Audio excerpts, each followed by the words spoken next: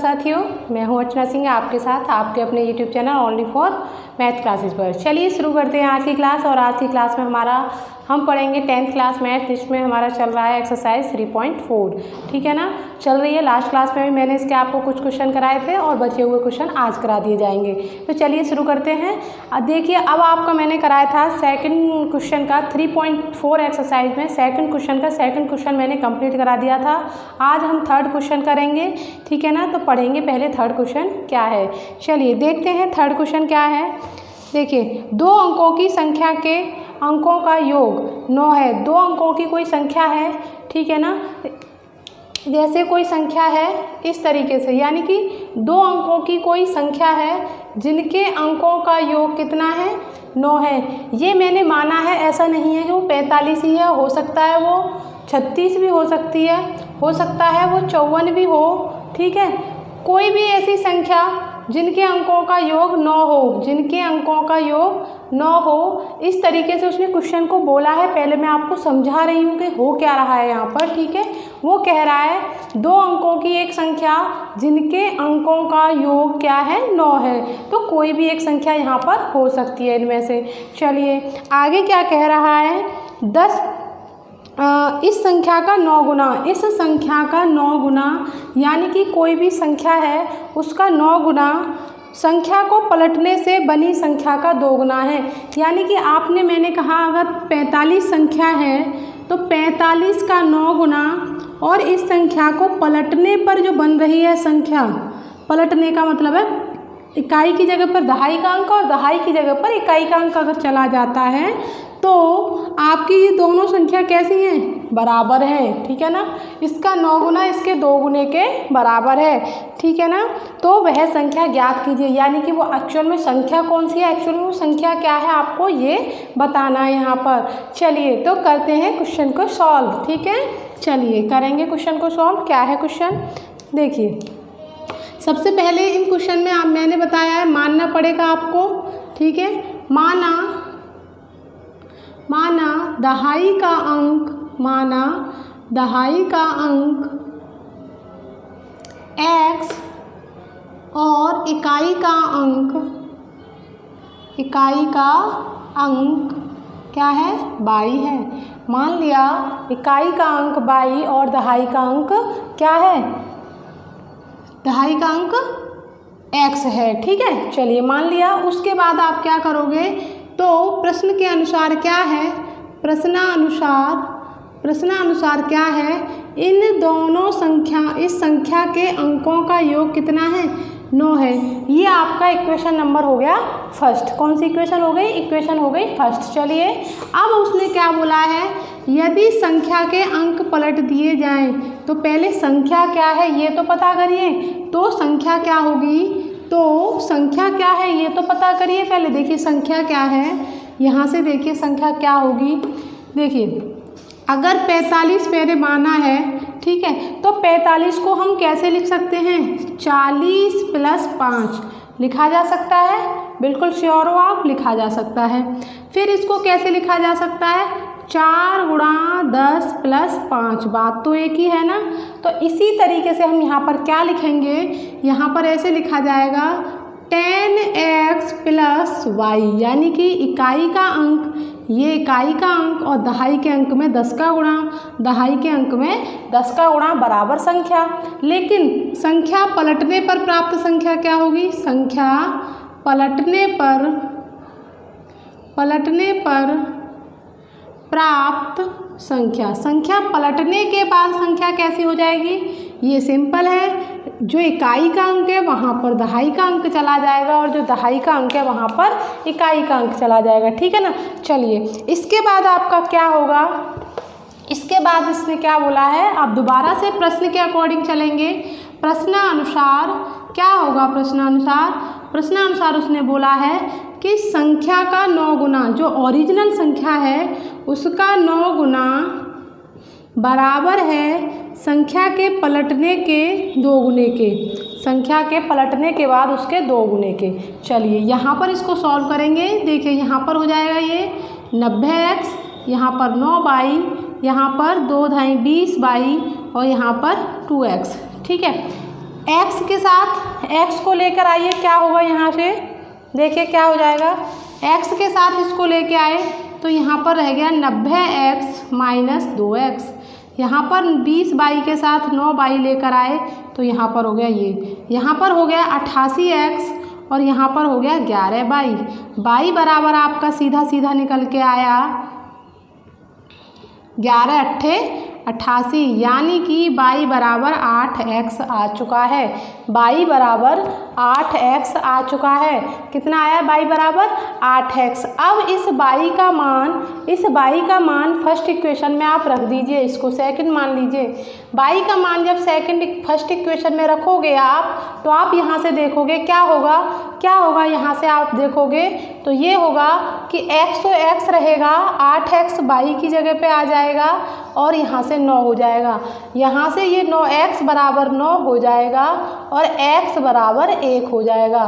ठीक है ना। अब इस x का मान y वाले फॉर्म में रख दिया जाएगा।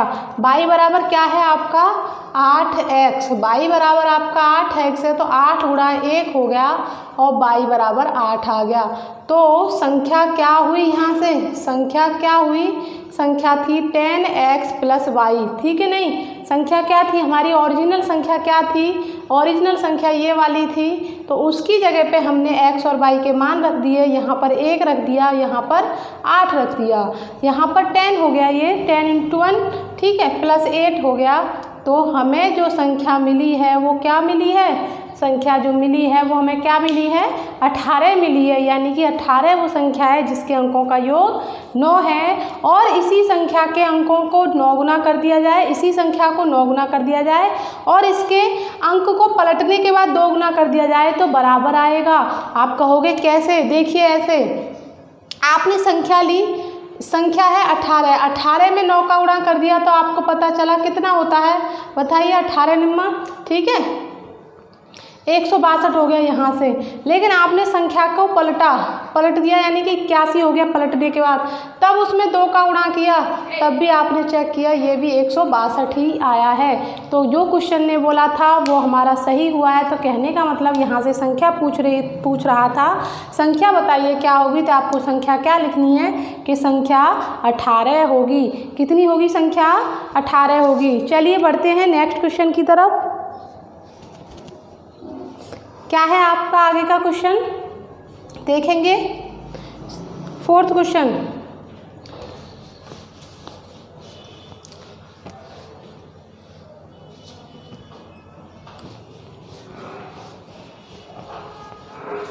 क्लियर हुआ सबका ये क्वेश्चन। चलिए बढ़ते हैं आगे के क्वेश्चन की तरफ। आगे का क्वेश्चन क्या है आपका 4th क्वेश्चन, ठीक है सेकंड का 4th क्वेश्चन है आपका। देखिए मीना 2000 रुपये निकालने के लिए बैंक गई, यानी कि मीना कोई लड़की है जो कि 2000 रुपये निकालने के लिए बैंक गई। उसने खजांची से 50 तथा 100 के नोट देने के लिए कहा। उसने कहा मुझे 50 रुपये वाले और 100 रुपये वाले नोट देना, ठीक है ना। तो मीना ने कुल 25 नोट प्राप्त किए। 2000 रुपये लेने के लिए उसने 50 और 100 के कितने नोट लिए, 25 नोट लिए। ज्ञात कीजिए उसने 50 तथा 100 के कितने कितने नोट लिए, यानी कि खजांची ने उसे कितने 100 के नोट दिए और कितने 50 के नोट दिए, आपको ये यहाँ पर निकालना है। चलिए तो करते हैं क्वेश्चन, ठीक है। चलिए सबसे पहले हम क्या करेंगे, पहले की तरह मानेंगे। सबसे पहले माना 50 रुपये वाले नोटों की संख्या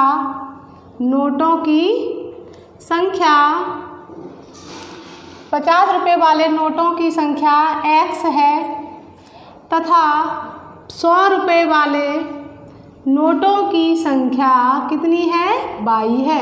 आपने ये मान लिया है यहाँ पर कि 50 रुपये वाले नोटों की संख्या x है और 100 रुपये वाले नोटों की संख्या y है। चलिए आगे क्या हुआ, वो 2000 रुपये नोट निकालने जा रही है तो क्या होगा, प्रश्नानुसार आपका क्या होगा, यहाँ से क्वेश्चन आपका ये होता है कि 50 रुपये वाले उसने x नोट लिए प्लस 100 रुपये वाले उसने y नोट लिए और कुल रुपए निकाल लिए उसने 2000। तो यहाँ से क्या होगा 50x plus 100y plus equal to 2000 और ऐसा करने के बाद आपको दिख रहा है यहाँ से 50 का पूरा डिवाइड हो रहा है।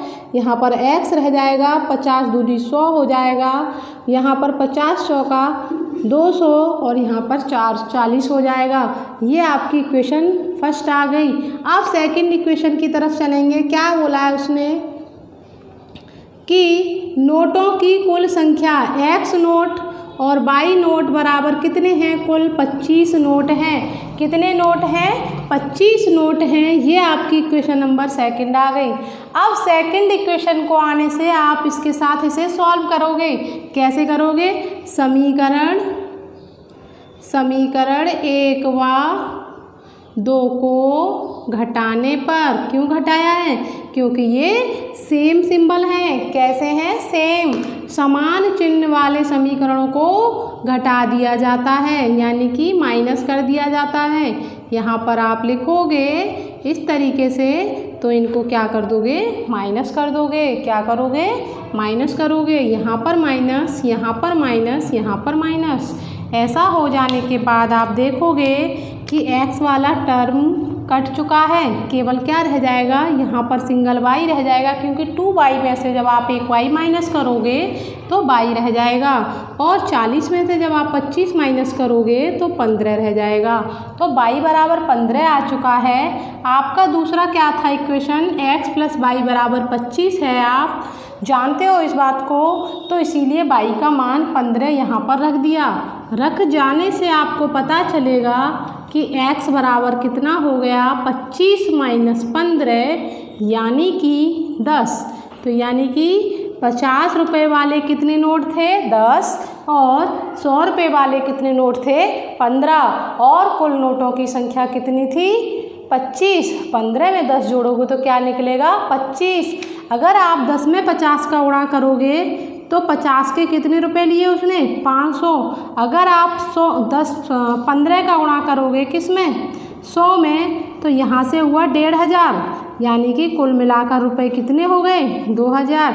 ये आप अपना आंसर चेक कर सकते हो। अगर आपको लगता हो कोई कन्फ्यूजन कि गलत तो नहीं है हमारा आंसर, तो आप चेक करके वेरीफाई कर सकते हो कि हमारे आंसर सही हैं। क्योंकि नोटों की संख्या कितनी आनी चाहिए? 25। साथ में दोनों नोटों को गुणा करेंगे रुपए के साथ, तो कितना आना चाहिए रुपया? 2000। ठीक है, चलिए ये था आपका क्वेश्चन नंबर 4 सेकंड क्वेश्चन का। ठीक है, एक लास्ट क्वेश्चन इसमें रह गया है, उसे और करते हैं और इस एक्सरसाइज को करते हैं यहीं पर समाप्त। ठीक है, चलिए बढ़ते हैं आगे के क्वेश्चन की तरफ।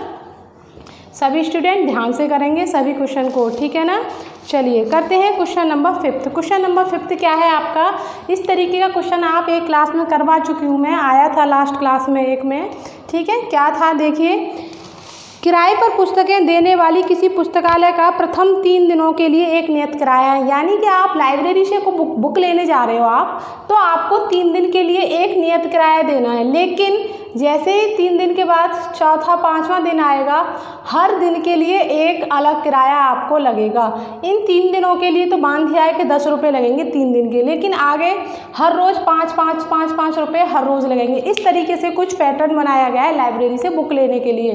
तो क्या हुआ है यहाँ पर, कौन गया है लाइब्रेरी से बुक लेने के लिए, ये देखेंगे पहले कि नियत किराया है, उसके बाद प्रत्येक अतिरिक्त दिन का अलग किराया है। ठीक है, सरिता ने 7 दिनों तक का एक पुस्तक रखने के लिए 27 रुपये दिए। यानी कि सरिता ने जब एक बुक ली और उसको उसने 7 दिनों तक रखा, उसके लिए उसको कितना चार्ज देना पड़ा? 27 रुपये। ठीक है, उसके बाद जबकि सूसी ने एक पुस्तक 5 दिनों तक रखने के लिए 21 रुपये दिए। लेकिन सूसी कोई लड़की है, उसने 5 दिन तक कोई पुस्तक रखी और उसको कितने रुपए दिए उसने? लाइब्रेरी वाले को 21 रुपये। तो क्या कह रहा है बताइए, नियत किराया और प्रत्येक दिन के लिए अतिरिक्त किराया कितना है? तो सबसे पहले उसी तरीके से हम पहले मानेंगे, माना नियत किराया x रुपये है। क्या माना? पहले की तरह नियत किराया x रुपये है और प्रत्येक अतिरिक्त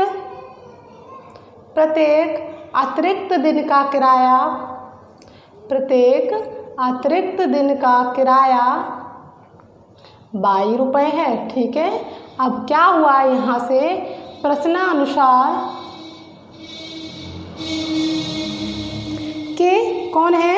सरिता ने 7 दिनों के लिए, यानी कि 3 दिनों का किराया तो उसने X रुपये दे दिया होगा, लेकिन आगे आने वाले कितने 7 दिन के लिए उसने पुस्तक को रखा है अपने पास। तो 3 दिन का किराया तो वो नियत किराया यानी कि X रुपये दे देगी उसे, लेकिन 4 दिनों के लिए उसे प्रत्येक का अलग अलग देना पड़ेगा। और उसने रुपए कितने दिए हैं?